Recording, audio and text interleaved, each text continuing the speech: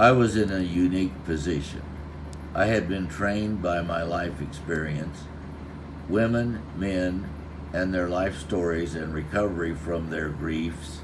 Grief had entered my life, and I learned from my clients.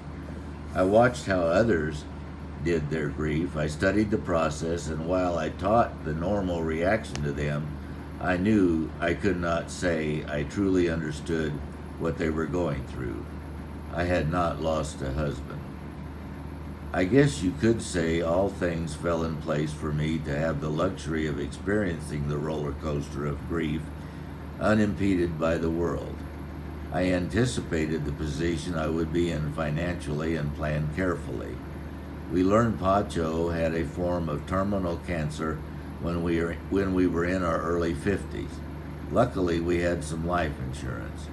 Not enough to enable me to be financially free, but enough to know I could take 2 years to do the work of grief before I had to come to a serious decision about what I wanted to do in the future to supplement my income.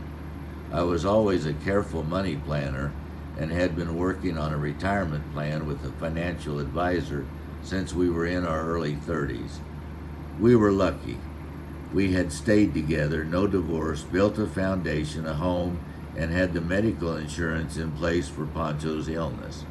During the years he was ill, I often worked 3 jobs and saved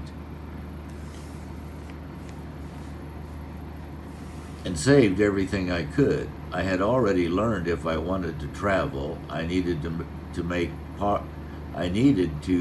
it part of my work.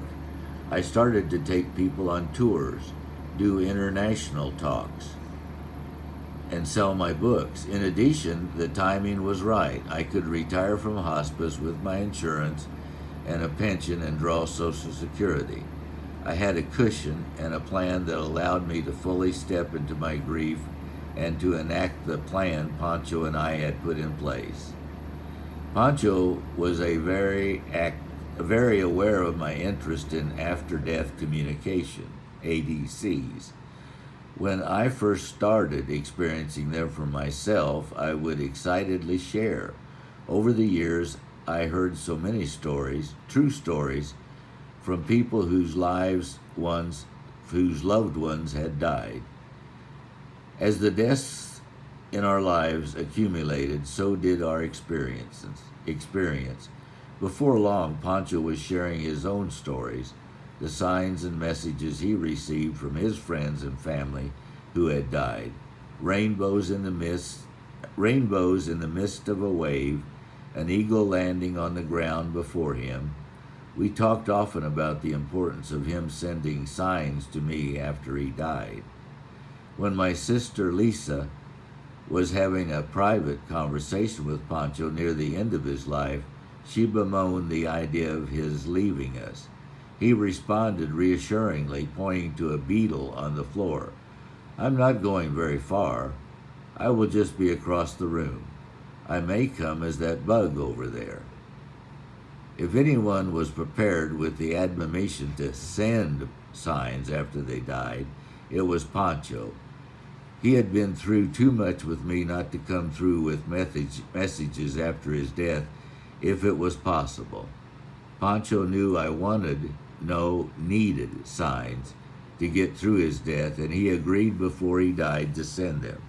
I wanted extraordinary proof, undeniable proof for myself and others.